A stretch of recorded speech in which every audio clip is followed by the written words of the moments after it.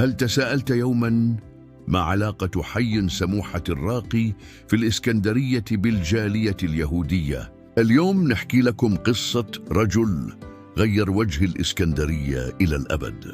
البداية من هيئة الأوقاف 1924.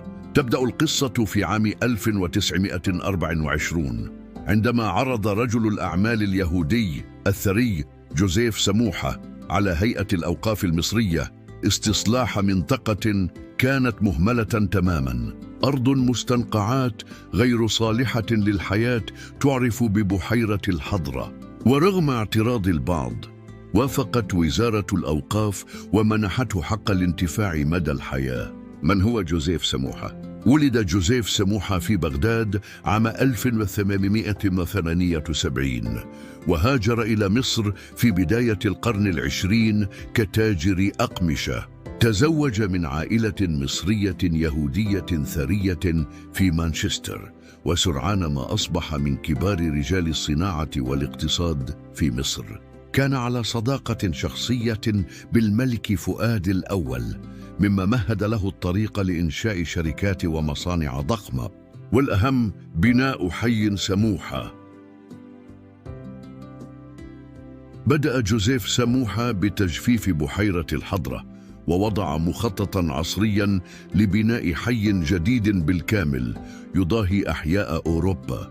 أراد أن يسمي الحي بمدينة فؤاد مجاملة للملك، لكن الملك رفض، ومن هنا سمي الحي باسم سموحة، اسم العائلة الذي لا يزال حتى اليوم.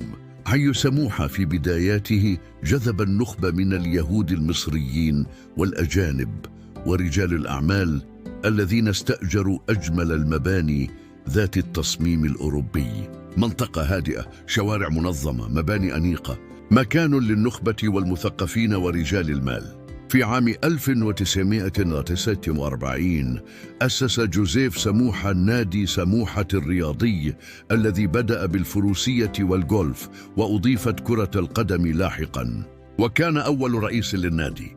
كما أنشأ مستشفى لليهود. أصبحت اليوم تعرف باسم مستشفى الطلبة في سبورتينج حي سيدي جابر. ساهمت عائلة سموحة في العديد من الصناعات: طحن الأرز، تكرير السكر، الغزل والنسيج، وكانت تدير شركة صبايا البيضاء وغيرها من المشاريع الاقتصادية الناجحة. بعد ثورة يوليو بدأت مرحلة جديدة، بدأ التضييق على الجاليات اليهودية، وقررت عائلة سموحة الهجرة إلى بريطانيا تاركين خلفهم كل شيء. كتبت جان نجار حفيدة جوزيف في مذكراتها: لم نفكر يوما بالهجرة إلى إسرائيل، بل كنا نرى في مصر وطنا، واليهودية ديانة لا سياسة. هكذا ولد حي من أرقى أحياء الإسكندرية، من قصة رجل كان حلمه بناء مدينة من لا شيء، تحولت إلى رمز للحداثة والثراء والتاريخ. إذا أعجبتكم هذه القصة من ذاكرة الإسكندرية، لا تنسوا الضغط على الإعجاب والاشتراك في القناة وتفعيل زر الجرس لمزيد من القصص المدهشة.